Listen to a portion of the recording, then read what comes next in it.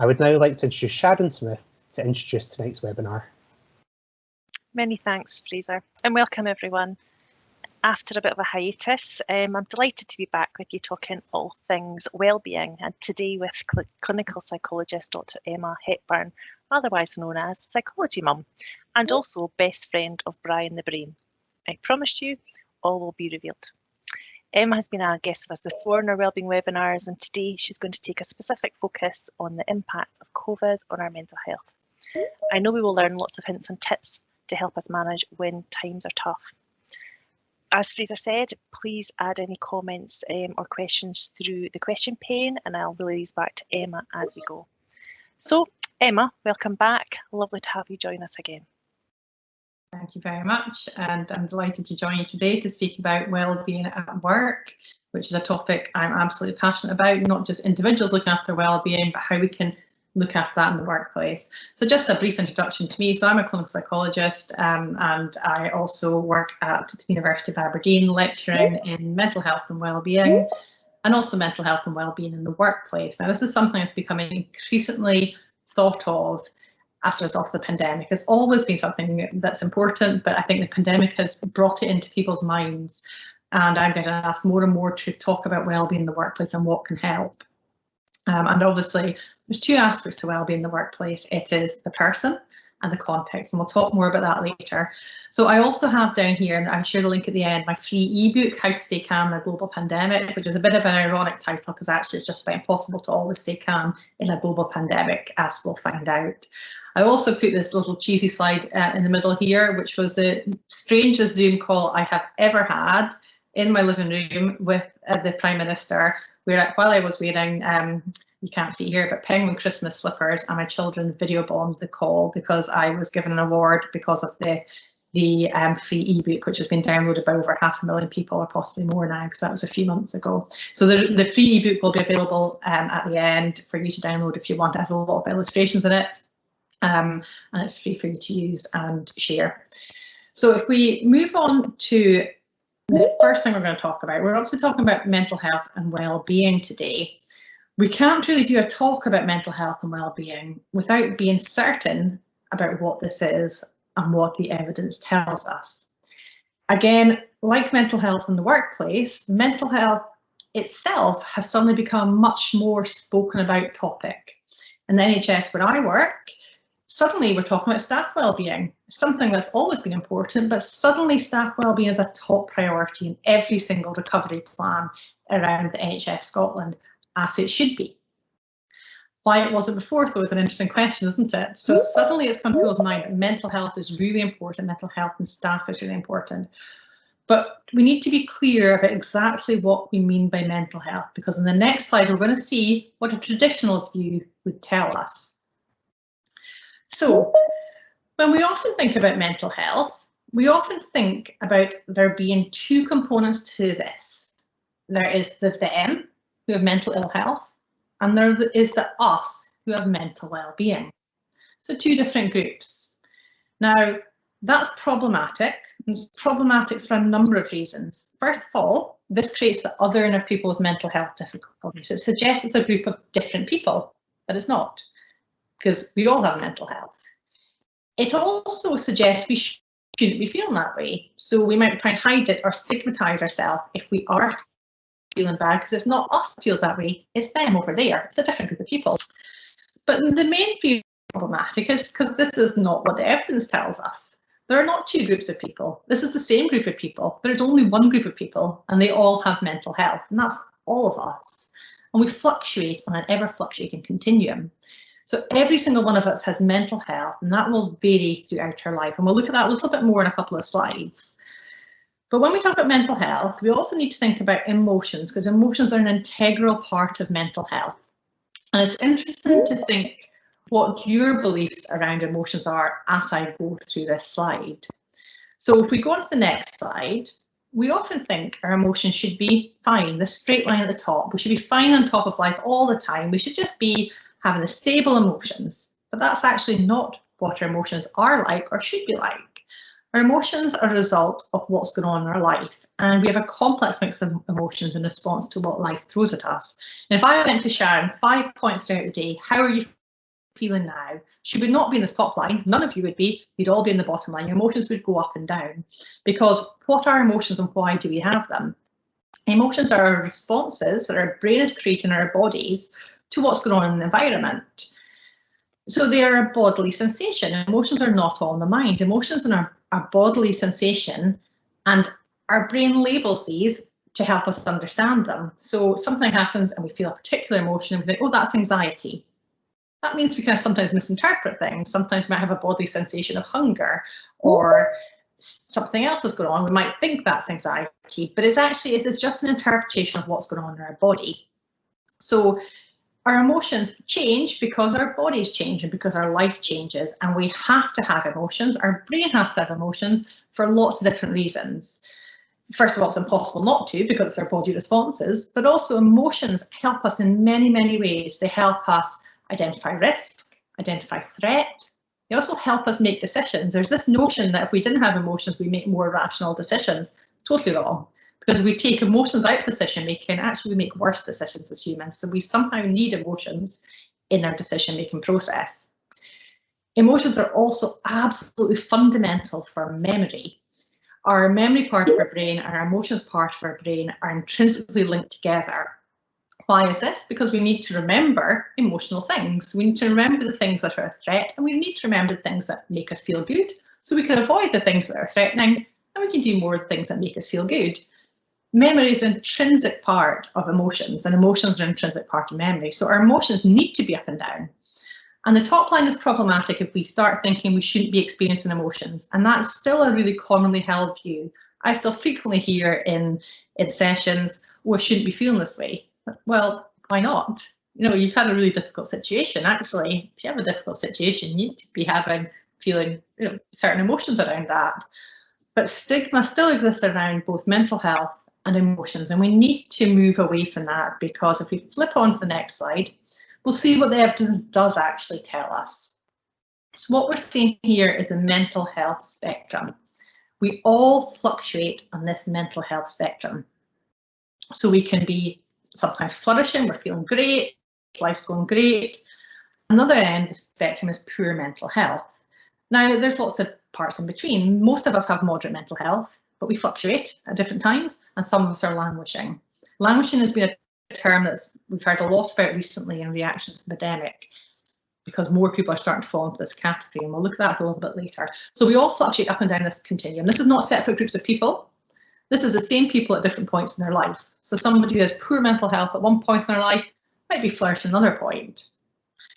And if we flip on to the next slide, when we're talking about mental health, we're not just talking about the individual. And this is really, really important. It's not just what's going on for that person, it's what's going on in their life. And that's important for all mental health, but it's particularly important in the workplace. If we think about workplace mental health, we can't just think about the individual, we must think about the context that individual exists in. Because the context, the workplace, is part of their mental health. They are not separate things. The conditions that person works in is fundamental for the mental health. And we'll just go through the mental health jam jar, because this is a model about why sometimes our mental health is worse than other times. So the idea is we all have a mental health jam jar. Well, there's certain space in that jam jar. We might have different size jars if we have different things going on in our life or different coping strategies. But it's filled with two things. It's filled with our vulnerabilities. So what might vulnerabilities be? Perhaps particular beliefs we have, beliefs about ourselves, beliefs about the world, particularly ways our brain reacts to things. So some people might have more anxious responses to certain things because that's how their brain has learned to respond to the world. We might have genetic vulnerabilities. It's just one part of it. We might have cognitive vulnerabilities, the way our thinking processes work. We might have physical vulnerabilities, because we know we all experience emotions differently. So there are lots of vulnerabilities which fill your jar. And that fills it to a certain level. And that's the strawberries in this model. And then we have stressors. So that's a context. What's going on for you in your environment? And that will fill the jar more. And if we have too much stressors that fill the space in our jar, then we develop poor mental health or mental ill health. However, what I like about this model is we might not be able to change the vulnerabilities completely. We can sometimes, but that's probably the hardest part to change. But we can change to some extent as the stressors. And the other thing we can do is we can change the size of our jar. So how we manage stress, how we manage emotions can increase the size of our jar to cope with what life is going on or what's going on in life. So, and I've got two examples here of supportive friends and exercise. These are coping strategies will differ for everybody, and it could be a host of different things. I put supportive friends there because it has social networks or social connections, has the strongest impact on both positive mental health and positive physical health in lifetimes. So if you look at what predicts poor mental health and poor physical health, and let's just say that's health then, shall we? Let's just combine it together, because actually are they intrinsically separate? Then social connections and the quality of social connections predicts your health later in life and currently in life. So social connections are really important, and we can think about social connections in the workplace too and why they're important. And that could be because you talk things through with people, you validate how you feel, you solve problems, you talk about uncertainties, you manage emotions through talking with people, but you also do things with people, you have fun with people, lots of reasons that supportive friends can help you with your well-being and mental health. So I'm just going to flick on to the next slide, which is the mental health hill, which is a model I like to use to think about individuals' mental health. So if we look at the mental health hill, this is actually a drawing I did for the Sunday Telegraph. So it has the different regions in the mental health spectrum. The first key in looking after your well-being and mental health is understanding your mental health. What tells you you're flourishing? What wouldn't put you at the top of the hill there? What tells you your mental health is at that moderate level? You're okay, but you're not particularly feeling like think life is great. And then what tells you you're in that languishing stage and that poor mental health stage, and you would need to take action. So this is a model to help understand those stages of mental health. But also, what pushes you up the hill? What is your sun? What helps you cope and builds those rings in that jam jar? So thinking about what your coping strategies are, what your positive aspects, what improves your mental health, and what pushes you down the hill. What are your stressors? Because we all have different stressors. What pushes you down the hill and has a negative impact on your mental health? And it's often worth sorting out which ones of those can you control and which ones of those can't you control as well. So it's just a really simple model to start to understand your own mental health and well-being, because unlike, well, not all physical health, but some physical health conditions where it's very obvious if you have a rash or if you have something broken that you're experiencing poor health, with mental health it's often insidious and gradual. And we don't notice it sometimes to the point where it's really detrimental to us. So knowing your early signs that your mental health is languishing can help you pick up on that and intervene at that point instead. So I'm going to just move on to the next slide. Yeah, of course. There. Sorry, it's just that really resonates with me in the sense that for me personally, if my mental health isn't well, it manifests physically in different ways. And I think you take a couple of knocks in life to know what these manifestations are, and so it might be that you've got you develop a rash, or you've got a front headache, or you put on weight, or certain things that have different aspects that actually are a consequence of your poor mental health, but you don't really realize the patterns there until you've had a few cycles of those experiences in your life. So it's in a way it's a good thing that you have those, because then you can learn to identify them as triggers, or that your mental health has been triggered, so therefore you need to take action. I think that's such an important point, Sharon, isn't it? And I think that taps into that kind of distinction between physical and mental health. There isn't really a distinction. They are one and the same thing. Your brain is a physical organ. Your emotions are physical in your body. And when we experience stress and poor mental health, it comes out physically because it is a physical thing. And that could be through a range of different things. It could be changes in our brain functioning, attention, concentration. It could be in how we physically feel, feeling exhausted. You say physical symptoms as well. So I actually get a sore right hand totally randomly, but that's a sign to me I'm stressed. Yeah. It's and that's probably tension in my right hand from maybe like keeping tense when I'm writing or tensing. So yeah, absolutely. It's not just kind of a classic psychological signs we might be looking for, as physical signs as well. And so it can be difficult to spot them. And I think, I present this in a really simple model. Let's work out your signs, but actually working out your signs can take time. And even as a psychologist, sometimes it's not immediately that I notice them. I think, oh right, I'm now thinking that way. That's a sign that I'm stressed or that I'm not feeling so good. So it can take a little while to notice them in the first place and also notice they're happening. So really, really important. So thank you for sharing that. Can I just ask people just to remind them that if you've got any questions for Emma, please just put them in the question pane or the chat pane, and I'll present them to Emma as we go. Yeah, I'm happy to make it quite interactive. If people want to ask throughout the session, just come in and I can respond to things as we go through, so it's no problem to do that. So do you want me to go on forward to the poll, Sharon, or do you want to do the poll? No, I think we'll do the poll now. Fraser, can you set that up for us? Okay, that's just launching now.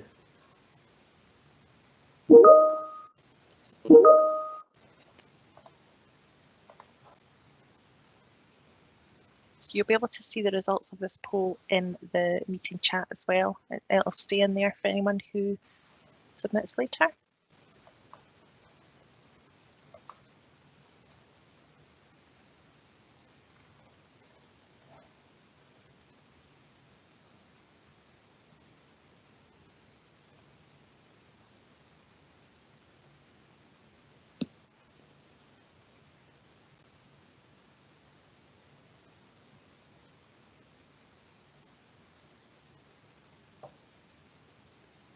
So I think we're looking at pretty much a full house saying yes, they do think their well-being has been impacted by COVID. Mm-hmm. Yeah, that's no surprise. I would say I don't know anybody whose well-being has not been impacted by COVID in some way. So I mean, 100% is very powerful, isn't it? So absolutely, I think that is no surprise. And I think particularly, I also work in the health service, particularly in the health service and education, I think because we have been having to adapt our work so much constantly, and we're living through so much change, that I think we probably see higher levels of well-being being impacted on in these professions. So not a surprise to me. I don't know if it's a surprise to you, Sharon. What's your thoughts on that? Not at all. Certainly from listening and working alongside teachers and hearing just how they've got to be on high alert all the time, and that's just so and responsive all the time, that has to have a consequential effect on their people's well-being. And let's hold on to that high alert, because that's really, really important, because actually you are having to be in high alert. Same in the health service, we are having to be in high alert constantly. We're having to be in high alert for what's next. We're having to be in high alert to adapt to our work. We're having to be high alert because there's an actual physical risk in the environment. And we'll look at what that high alert means and what it does to us as we go through this. So if we flick on to the next slide, we're going to look at coronavirus and mental health and how it's been impacted on, just some of the ways. Now, I think really important to think about your own work environment. I think education and health, from my perspective, this is just my kind of qualitative experience, what I'm hearing, my view, probably the groups of professionals, there probably are other ones as well, but the ones I've had most input with are education and health, where we are seeing an impact on people's well-being. So why is that? I mean, it's almost obvious, isn't it? There's lots of things going on, and this is just some of the ways that coronavirus is impacting on well-being. First of all, we're living with stress, higher threat levels, because there is a real physical threat out there. We have to be in higher alert levels. So we are in higher alert because there's a threat out there. We're also dealing with change, but not just change once, which is stressful. We deal with change sometimes on a daily basis, constant change, classroom shutting down, board shutting down for us, constant change we have to adapt to. Now, change is exhausting for our brain. Change requires us to be in high alert. It requires us to problem solve and think about how we respond to something new. And that takes a lot of brain power, higher brain function. So it is exhausting. It's also uncertain. Change is uncertain, and uncertainty is stressful. Even if you don't, some people like change more than others, but even if you like change, having perpetual change and uncertainty requires more physical resources, more cognitive resources. It is exhausting and stressful on our bodies. So what does this mean? There's obviously, kind of financial difficulties and grief I've got in here as well. So, and I don't know anybody who's not being affected by these factors in some way. But what the change means for us is how we cope as humans with the massive uncertainty that's in our world normally, as we plan and we anticipate the future. This makes us feel great because we know what's happening. We don't really, but we like to think we know what's happening by planning, by thinking about what's happening next. I think the term I like about this is humans are always nexting. We're thinking about what happens next because we like to feel certain. But we've had that swept away from us. We haven't been able to do our nexting because we've been unable to plan or anticipate a future because we don't know what's going to be happening tomorrow sometimes, let alone 3 weeks away. So that comfort blanket as humans that we have of being able to plan and anticipate a future has been pulled away from us, it's been swept from underneath our feet, which is stressful for us as humans. I've mentioned uncertainty. We've been dealing with so much uncertainty. Sometimes we don't even know what we're doing tomorrow, let alone next week. And that's not how we like to live as humans. We like to feel like we're in control. We like to feel like we have a degree of certainty. And that's what we create with planning, but we've not been able to do that. We've also had high levels of illness among the population and long-term effects of COVID, and there's been experience of long COVID in many people as well. And again, even if that's not in yourself, you probably know people who have experienced that, and that's stressful. So there's a lot of uncertainty, stress around that. So we've had a higher level of threat and stress in the environment, which is tiring. But we've also had another side which impacts our mental health. So if you think back to the jam jar model, there's lots more stressors coming. Those raspberries are coming in from all sides, all angles. But we also have had a reduction in the size of our jam jars because our coping strategies have been stripped away from us. So we've had reduced social interactions. We actually have less time even in our workplace for social interactions, even when we're in the workplace, because that, you know, grabbing a coffee with somebody and having oh, I went through this today is such an important part of work. There's kind of non-specifics of work. And actually that's been removed because we're having to socially distance, we're having to stay away, we're having to not be in the same rooms with people. So we've had reduced social interaction, we have reduced kind of those non-specifics of work, which are so important for a workplace. I think we're all finding ourselves missing the things we thought we hated before. I personally miss real life meetings. I was saying to Sharon just before this, never expected to say that, but I miss that kind of, you know, catching somebody's eye in a meeting, knowing they're thinking the same thing as me, or just sitting down and having a yap with somebody before the meeting starts. So we've got reduced social interactions, really important for well-being. And generally we've been less able to utilise our coping strategies. Up until recently, we weren't able to go out and have a chat with somebody, really sit and have a glass of wine or a coffee somewhere for a meal. And even now, many people don't feel able to do that. So the coping strategy, things that help us deal with difficult situations, have been pulled away from us. Less social and practical support on a real practical level. You know, we weren't even able to have people around our house. We weren't able to have babysitters if we have children, and we weren't able to meet people socially. So that support's been taken away. So our coping strategies have been stripped away from us and loss of anticipated future. How do we cope with stress as humans? Well, I said what we do is we start nexting. We start planning what's next. So when we're going through a particular stressful period, we think, it's okay, I can get through this. I've got that lovely holiday planned in 4 weeks' time. I can get through this until that holiday. But our anticipated future has been pulled away from us as well. So we can't, well, we might be going on holidays, but we were less likely to, and certainly the last year we haven't been able to. We haven't been able to plan things to the same extent. We've also maybe lost things that we planned, like weddings, family events. We've lost lots of things as well. So not only can we not plan these things to look forward to, which help us cope, but I sometimes joke with people I work with, you know, look, I'm prescribing you a holiday, you need a holiday, because it keeps us going. But actually, we've lost, we might even have lost money around those things as well, so it might be stress. There's lots of loss of anticipated future. So if you think about the jam jar model, not only have we increased stress, we've ripped away coping strategies. So our mental health is fuller, or we're getting to the top of that jam jar quicker.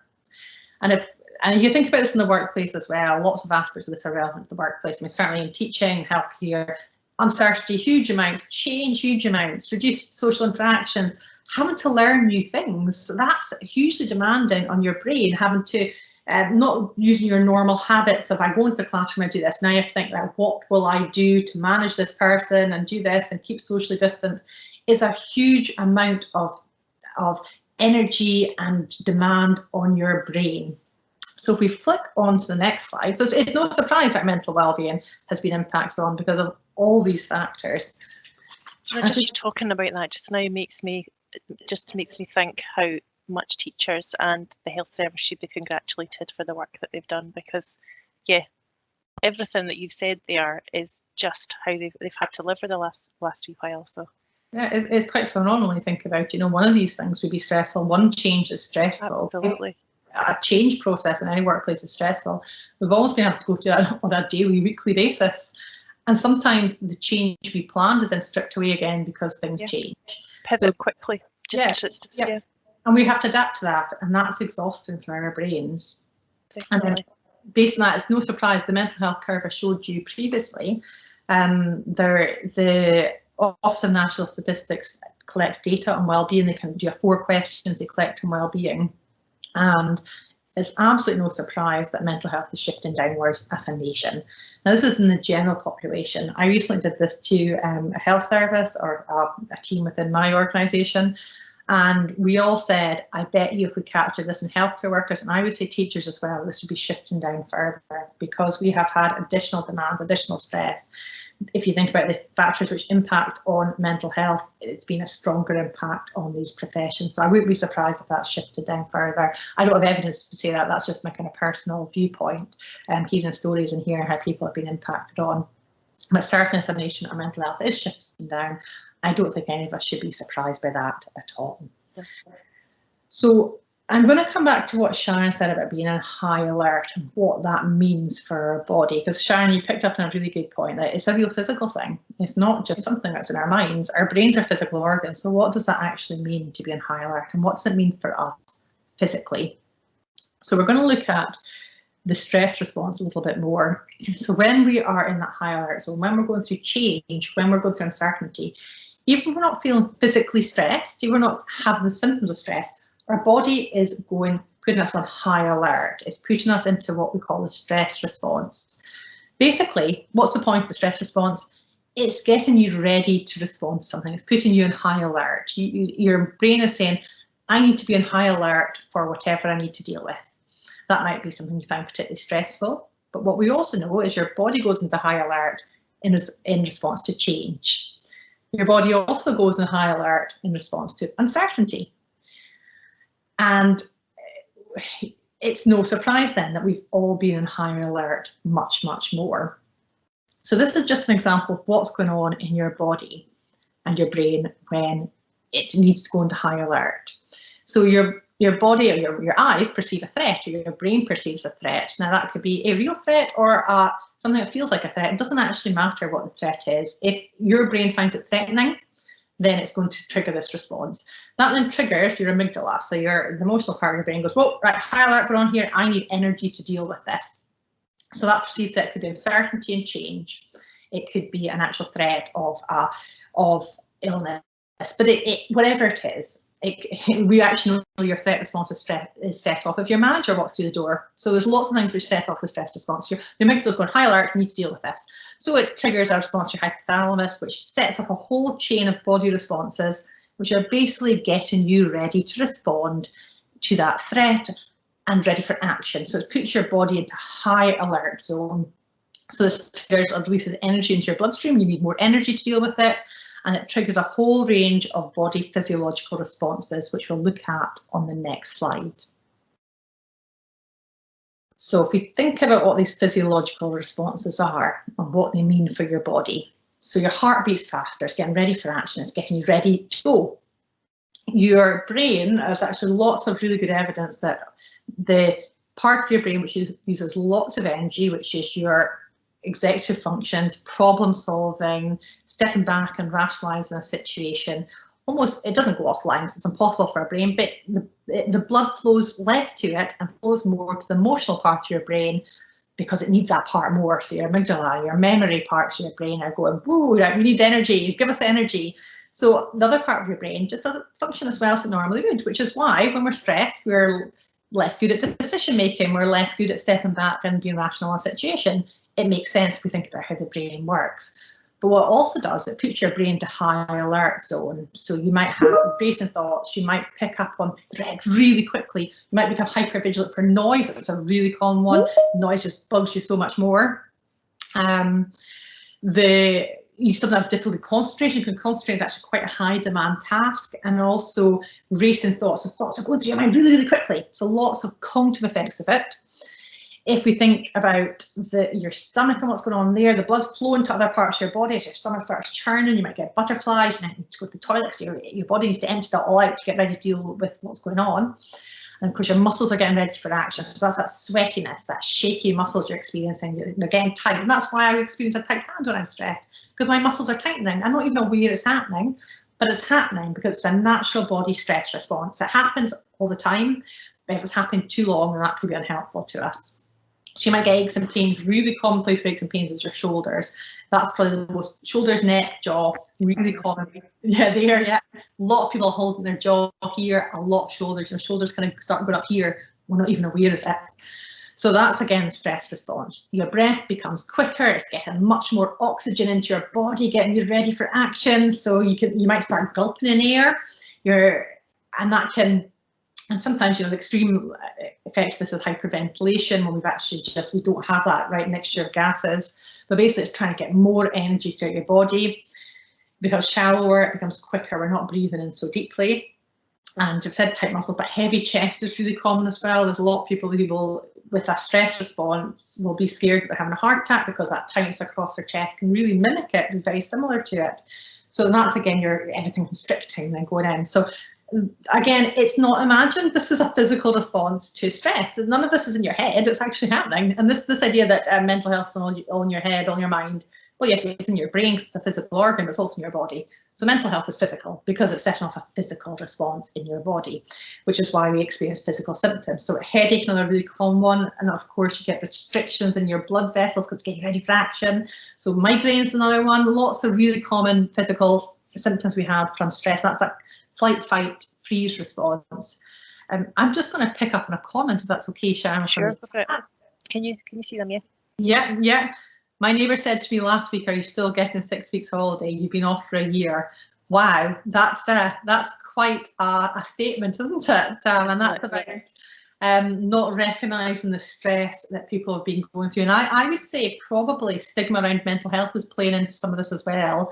Stigma around kind of what stress is, and you've not been at work, so you can't be, well, you have been at work for a lot of the time, probably more than other people, but actually just not understanding kind of how exhausting it is. And actually, teaching is one of the highest cognitively demanding jobs. There's quite a few jobs that are hugely cognitively demanding, but teaching is hugely cognitively demanding at the best of times, because you're having to constantly be hyper vigilant for lots of things going on. Your attention has to be on lots of different areas.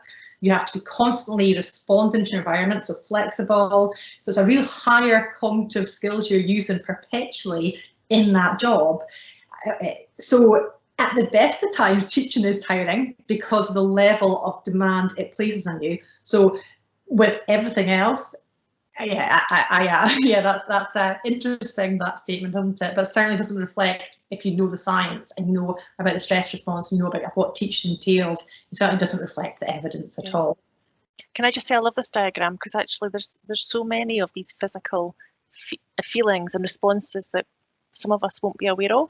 Might be happening to us, so actually we don't really understand the science behind it. So I found that a really helpful explanation. Thank you.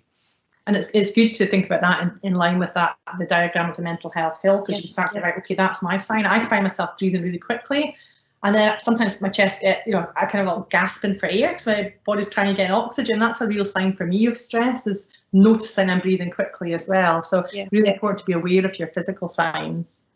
So if we look at some of the kind of other signs of stress, what this leads to, it's no surprise that it leads to low energy, because your body is using energy. So of course it leads to low energy. It's used up the energy. Aches, pains, stiffness, we can think about that as that's those muscles tightening. Stomach problems, no surprise there. Cognitive issues I've mentioned, and poor sleep. There's this irony for humans that when we're stressed and anxious, we should be able to sleep better because that helps with our mental health, but actually it makes us sleep worse. And when we're stressed, we go into lighter sleep patterns. We're more likely to wake up. We're less likely to get to sleep because we've been so busy all day. That kind of pause between sleep and wake is when our brain suddenly goes, whoa, hold on, you need to think about this. And all the thoughts start coming in. So these are kind of some of the signs that might identify that you're experiencing stress, or you're kind of going down that mental health hill. And if we think about the last year, what do we need to have a balanced body and to look after our mental health? If you flick on to the next slide, we need a balance between our systems. We need a balance between this flight and fight system I've just been talking about, which is getting our body ready for action, and our parasympathetic nervous system, which is our rest and digest system. This nurtures and heals our body. It helps our body relax. It regenerates our body. It regenerates our cells. It conserves our energy. And normally we balance it with our coping strategies, seeing our friends, going on holiday. But if you think back to that initial diagram with the coronavirus and all the things that impacted that, you can see that we have been much more in this flight and fight system this year, rather than engaging that rest and digest system. There's been much less opportunity to use that and use our coping strategies. So this puts our body out of balance. And if we flick on to the next slide, probably the thing I'm hearing most, and I've heard this from teachers, I've also heard it from health professionals, I've also heard it from the general population, is I'm exhausted. I'm totally exhausted. Why am I exhausted? I haven't been doing as much as I normally do. I don't think that's true for us. But why am I exhausted? Well, it's no surprise why you're exhausted, because your body has been using energy. So it's sitting in that zone of high alert for longer than normal. So it's in a high energy zone, high alert zone, to deal with the ongoing threat. And sometimes, because we still have the chemicals coursing through our body, we don't always notice it when we're at that stage. But when stress response starts to dampen, suddenly we go, oh, the chemicals go out of our body, and we start to notice how exhausted we are. So we get into post-stress slump. Now, I would say, from being from my family teachers, this often happens when you start holidays, because you're being in such high alert that your cortisol's going, your adrenaline's going, it's keeping you going. You start to relax, and suddenly that exhaustion hits in. And I think that happens anyway with people on holidays, but with teachers when they start their holiday. But I think it's been happening more and more. That curve has been even higher. So it's been happening more and more that we're in that exhaustion zone. And I think people are just exhausted. And this is why, because our body has been using energy at such a rate and not being able to engage that different system. And if we move on to the next slide, so obviously in Scotland, we're in a very unusual situation right now. We felt like we're moving back to normal. We felt like that stress response could go down a bit. And often that's when we start to think, what actually happened there? We start to process what happened. And we go, whoa, we've just been through a year, more than a year now, it's 15 months. What happened in that 15 months? And we start to have some brain space to think about it. And sometimes it's really important to recognise this is sometimes when we might start to have big emotions. We might start to feel quite anxious when we feel we should not be feeling anxious because things are feeling better. Or we start to feel quite down because we start to process everything that's gone on in the last year. It's a really common pattern to see. It's almost somebody has more brain space, the high alert chemicals have gone out of their body, and they start to think about what's happened and process it, and it can be quite overwhelming. And I think we're in a very strange position right now, because we felt we were here, but now obviously we're starting to get news items about the third wave. So I always would add, if I have added in a diagram, I should probably put in here, somebody also looking forward, going, can I trust that we're actually coming out of this safely? And almost we protect ourselves by kind of saying, actually, I don't know if I can. I need to protect myself and not let myself think this is going to get better. So we remain in high alert because we're ready for the next thing that's going to dash our hopes in a way. Do we plan holidays? Do we, what do we do? So I've been asked a lot to comment on why people are feeling anxious coming out of lockdown. Well, it makes absolute sense to me. First of all, we've been away from things for a long time, so our brain is predicting that these things will, need to become more in high alert with. But also, it's almost about protecting ourselves. We don't want to get our hopes too high because they might be dashed again, because change might happen. We might have to adapt again. So it makes absolute sense to me why we're feeling stress coming out of lockdown, if we are indeed coming out of lockdown, or we certainly have to some extent. So I'm going to talk about stress a little bit more, but I'm going to pass over to Sharon and see if there's any questions at this point or any thoughts that you want to add in. There aren't any questions just now. I just find this all really, I'm not in the classroom and I've been very protected in my office at home. I did go out for lunch today, which was the first time I've ever been out for lunch since lockdown, really. And you're right, it's that sort of self-preservation that you're allowed to hug, but I'll not hug. These different, certainly I can only talk from a personal point of view. I'm very much in that I'm going to safeguard everything just in case, because I can't truly believe that things are going to go back to normal. And I can't even begin to think what it must be like in school just now, with what's it going to be like when we come back after the summer. Are we still going to be working in bubbles? Are we still going to have the same experience? Are we going back to normality? And there's an element of grief round about that not so much just also. Some people have experienced grief because they've lost loved ones, but there's also the grief of our previous life as well that we've lost, and when will we get that back? And actually, it's become the new norm to be how we are now. It's just, and actually, I find it very, very difficult to try and find that new norm because I don't feel safe in that place anymore. And I know I'm garbling here, but it's just such a surreal position to be in. Somebody said here that can long-term stress manifest itself in unusual behaviour? Yes, there's a simple answer to that. One of the signs that we look out for is changes in behaviour. That's the sign of mental health deteriorating, and long-term stress is one of the key predictors of mental health deteriorating. So absolutely, stress can result in changes in behaviour. We're also not able to step back from what we do so much. So what we've been seeing, or what I've been hearing a lot, is people getting really frustrated with other people because they don't have the brain space to process stuff. So it can result in changes in behaviours in lots of ways, because we can't see what's going on inside somebody's brain. So how do we see it? We see the behaviour that comes out. So absolutely. And particularly in children, one of the main signs we look for in terms of long-term stress or their mental health deterioration as a result of long-term stress is changes in their behaviour. So absolutely, out of character behaviour we often say is a sign of stress. Obviously there can be lots of other reasons for that as well. Stress isn't the only one, but changes in behaviour are really commonplace as a result of changes in mental health and long-term stress. It's also very difficult to support other people who because their behaviours may have changed as well as a result of their own well-being, but ours have changed as well, so that even the intersocial connections that we have and the way we respond to people aren't the same. It's really changed our relationships and how we're able to support each other as well. Absolutely. I think we all have less capacity, so having the capacity to deal with other people's problems as well as what we're going through is less for many people. I'm certainly seeing a lot more frustration in workplaces, a lot more kind of exasperation, or kind of people withdrawing from things they might have normally had space for. So maybe kind of peer support groups or things like that people are withdrawing from because they just don't have the space to hear about that as well as manage themselves. So it is absolutely, and think about that interconnectedness and how it impacts on people's well-being is really important as well.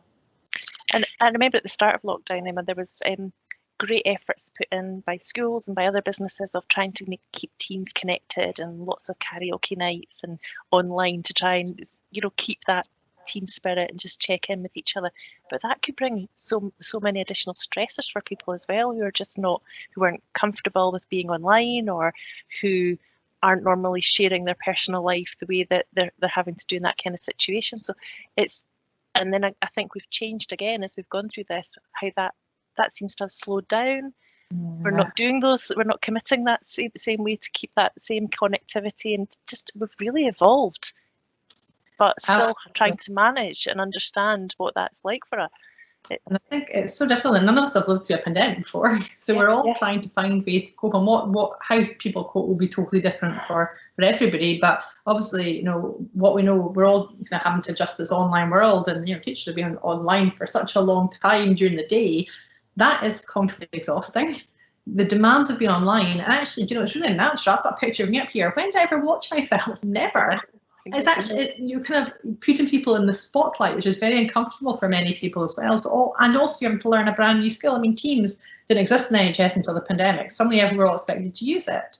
And I think it's the same. Teaching, you have to adapt to new ways of working. That is hugely stressful as well. And so the kind of online world is not the same in connectivity. You can't have those informal chats. You can't have those kind of non-specific things. It's much more, I'm going to say what I'm saying and then come off. So yeah, absolutely, it's really interesting in what we've lost and how that's changed as well, relationships, and trying to find ways around that. I think we've all got that kind of enthusiasm of, we're all in this together, and we're all getting through it together, let's all do these things, which start at the start, I think we're just all exhausted now. The enthusiasm is gone because we just don't know how long it's going to go on for. That kind of short-term burst of this is going to be a thing that goes on for a few months and then goes back to normal. We're all seeing that's now not the case, and how do we cope with something that's longer term, and and it is a massive change in our life. So it's really difficult in knowing what to do, because there's not evidence base.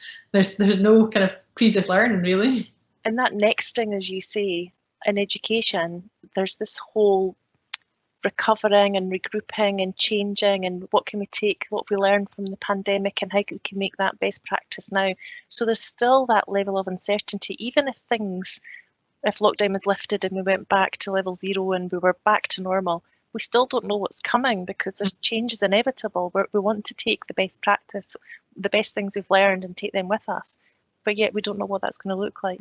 So we still can't even look forward with certainty, because there will be change there. I've just listened to how many times you say we don't know in that sentence, because that just reflects how much we don't know about what's happening. And again, that is stressful for our brains. It likes to know. So it's just there's uncertainty everywhere, which is such a significant impact on how we're feeling. Emma, we've got 13 minutes left. Okay, well, what we'll do is I'm just going to quickly run to the next section, because what I want to do is as I've mentioned, workplace wellbeing is about two things. It's about how we create a workplace which is positive for mental health, and that's about having psychological safety to be able to speak through things and speak through difficult experiences and feel safe and trusted and valued. So that's really important. And it's also how we manage things as well. So you can't have one without another. But obviously, to talk about workplace wellbeing at a kind of organisational level is much more difficult to talk about in a presentation like this. So I'm going to talk about kind of coping strategies, but these can also be used. So I'm talking about individual coping strategies, but they can also be used in an organisation. So for example, the capacity cup, which I've got here, as teams do use the capacity cup to identify where their levels are at and to discuss those things. So while I'm talking about them specifically at an individual level, it's important to think about how you could use these things contextually as an organisation or a team, or a school as well. So the capacity cup is the idea that we all have limited emotional capacity. And when we get full, it's when we get that exhaustion, that burnout, we have too much stress on, overwhelm, we become irritable, we've talked about, and anxious. And it's important to be aware of our emotional capacity and think about where we are. So we know that we've all had more demands in our life recently. This is a picture I put together based on people's experience during the pandemic, and everybody was telling me their capacity was full. So this is just one technique or one way to think about our own well-being, a really simple way. We actually use this in my workplace. People have lanyards with the capacity cup on them, so people can say, actually, my capacity is totally full right now. I actually don't have space to do that, and we've got this kind of common language for it. So if we flick on to the next slide, we'll just think about how you can use this individually. So this is just an example of why sometimes a small thing, what might be a seemingly small thing, might tip you over the edge of your cup. So if your cup is halfway full, a little thing takes up just a tiny little space. It doesn't matter.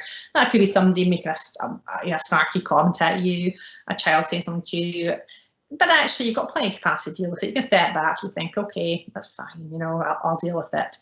But if you're at the top of your cup, that tiny little thing, you just don't have space for. It pushes you over the edge because you do not have the emotional capacity to manage it. And that could be a comment from somebody in the home. It could be, it could be something as silly as dropping a glass. And I have heard that many times.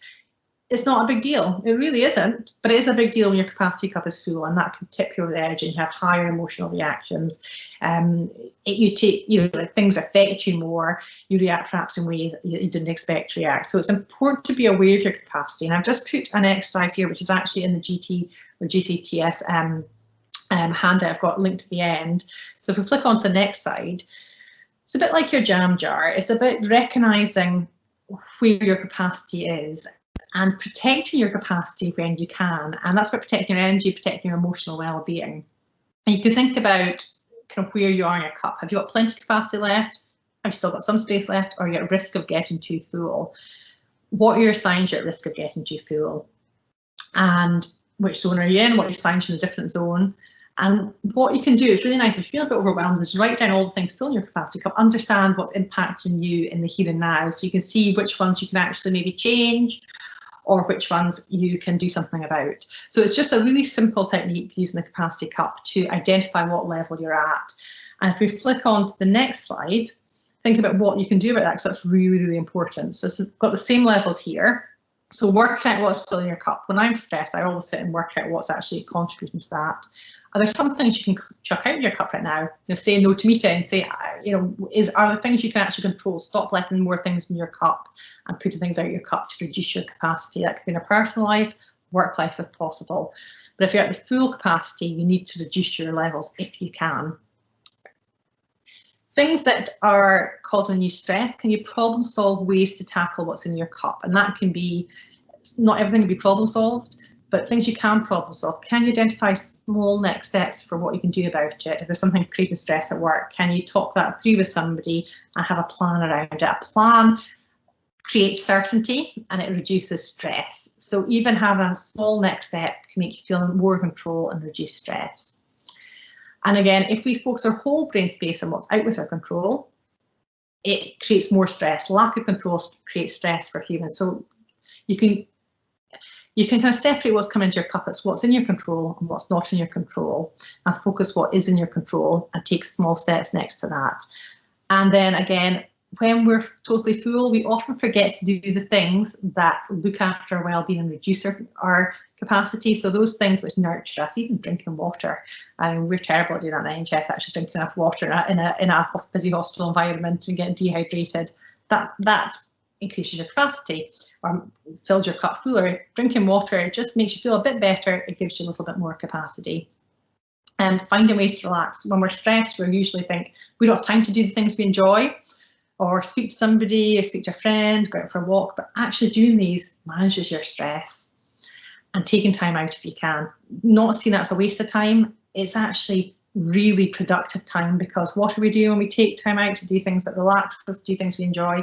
We're engaged in that parasympathetic rest and digest nervous system. We need to engage that to manage our health, both our mental health and our physical health. So taking time out is not non-productive, it's hugely productive for our health and well-being. But sometimes when we're so busy, we think we don't have time to do that. So I'm just going to flick on to... Emma, can I just stop you there, because we've had a couple of anonymous questions or comments. One of them was, I have definitely felt the post-high stress slump, just finished a teaching placement and I'm finding it challenging to relax. Never thought of it as a slump until I saw the illustration, which is really helpful. So thanks for sharing that. And another one here, which is really relevant to this last slide. How do we make the stress go away? I'm sitting listening and crying my eyes out as I hear how this is normal. It kind of makes me feel like I'm not as mad as I thought I was, bless. But I can't just see how to get past it. Our management team are pushing for so many changes again next year, and I can see all staff are at breaking point. I'm a union rep, but feel completely helpless. I'm listening and typing at the same time. This sounds like it might be a bit of an answer. I think I need to focus on things I can control. Yeah, and I think that's a real life example, isn't it, of how stress impacts on you, which is so important. I think identifying which factors, when you're stressed, your brain is just overwhelmed. It just cannot see a way forward. And thank you for sharing that example, because it's so meaningful. Absolutely. So again, thinking about what are those factors contributing to the stress. And I think this is a really difficult thing to do, but I'm hoping it's going to become less difficult as we kind of have more of an understanding about mental health. Speaking to people who are managers, or being able to hopefully speak to them about how things are making you feel, where's the stress coming from, and finding organisationally ways to manage that. That sounds very tricky, doesn't it? It's not just about how you feel, it's how you feel in the organisation, how the organisation feels. Taking temperature checks in the organisation and finding constructive ways as an organisation to manage that, and that's so important, isn't it? Because it's not just about what you do; it's about how we create that psychologically safe workplace, how we create a context which encourages people to speak through these issues. Because if we feel we have nowhere to go with them, it keeps the stress with us. If we feel we have places to take them, then it automatically reduces our stress. It's not just us that needs to solve us, it's a collective responsibility to solve it. And that is sometimes a big shift for cultures, but it's something that we need to do to help people in work, is to look at the context, look at where the stresses are in the context and find collective ways to manage those stressors. It's a big ask, and it's probably not the answer to your question. It's just to say that it's not just an individual thing, it is really a kind of collective culture context part of well-being as well. Thank you. We've got 4 minutes. Right. Well, I think maybe we should pick one or two things from here, Sharon, because these are all in the handout I've put at the end, which sits on your website. So I think we go to the first one, which is switching from work to home brain. This is just some takeaway tips. We know that being able to switch off from work is really important for well-being. One of the strongest predictors of well-being at work is that life-work balance. And it's so hard to do right now because we have our computers in our home, we have everything in our home. So finding ways to shift from that work brain to switch off and be able to engage in that more relaxed parasympathetic system, that rest and digest system. And there's lots of ways to do this, but it's important. There's an exercise in the handout which is about how you can switch off, and sometimes it's writing all the things from work and keeping them in a place for the next day. It's actually finding maybe a buffer zone to kind of create a space, a physical space between work and home. Lots of ideas for that, but this is just a model here to help you find ways to switch off and also literally switch off from work. Get emails off your phone, get things away, switch off apps, switch everything off so you actually don't have to respond to it in a non-work zone, because you need your brain to switch off. If you have to constantly think of work, you will constantly be in high alert. So that's one to have a think about. I'm going to flip on to the next one. Thinking about what relaxes you. Next one again. These are all in the handout that's at the end of it. So again, roots off the stress roundabout. You know you're getting stressed. What relaxes you? It's different. And that's really productive to do these things that relax you. This is engaging your parasympathetic nervous system. It is healing and regeneration your body. We need to do it. So what is it that helps you do that? And this is just some of the things that evidence tells us does help engage that system, but it's different for everybody. For example, cuddles sometimes make people more stressed. So it's different for everybody. So there's lots of ideas here, but making sure you are doing them, taking breaks and doing them throughout the day if you can, taking a time out, and at the end of the day, when you're not at work, trying to make sure you can do these things. And when you're noticing the signs of stress in your body, trying to do these things if you can. So it's important to engage your system and know what engages that relaxation system. I think we'll just move on to the next one. I'm just going to touch on this very briefly. This is very, very powerful for managing stress, and it's developing compassion. Compassion to yourself. Stress switches on, our brain is already negatively biased, but switches it on even more, and it makes us very critical of ourselves. And developing compassion to ourselves actually engages our parasympathetic nervous system. I made it sound so nice and easy. It's actually, it's something you really need to work on, and there's exercises in your handout to look at that. So I'd say that's a real key thing there. So I've just picked out a few. They are all in the handout at the end of the session, which we'll flick on to in the next couple of slides. If you flick on to the last slide, Sharon. So the first one there is the handout that's on your website, which has all these things and an explanation of those. So I just want to pick out a few of those. I've got my book there as well, and also the free book is at the bottom. So that's a free book about how to stay calm in a global pandemic. You can print it off, you can use it, you can share it, you can do anything you want with that. It's free to use, and it has more explanation of all these techniques in it. So hopefully there's been something there you can pull out of that can help you in this situation. I can just thank you very much for your presentation today. I certainly have learned loads about the chemical reactions in our body and how they physically manifest. That's really been helpful for me in understanding myself and my own responses to my well-being. So thank you very much, and I'm sure I speak from everybody who's listened in today. Thank you. Well, thank you very much for everybody for attending, and so please download the book and you get all the information there as well. Brilliant. Good luck. Fraser, thank you. Thank you, Sharon, and thank you to Emma for her presentation, and to all our participants for taking the time out of your day to attend tonight's webinar. As I mentioned previously, a recording of today's webinar will be made available through our Health and Wellbeing Hub on the GTC Scotland website and sent out to you, along with a post-event survey on the presentation and all the materials that we shared during the session today. Next week, we'll be joined by Claire Lavelle from the Hive of Wellbeing for another Wellbeing webinar at 4 p.m. on Wednesday, the 17th of June. I've just shared a link to our Wellbeing Hub, where the top link is the registration form for Claire's session. I'll share that again in the post-event email as well. On behalf of GTC Scotland, Emma, Sharon and myself, thank you for joining us today, and please enjoy your evening. Thank you.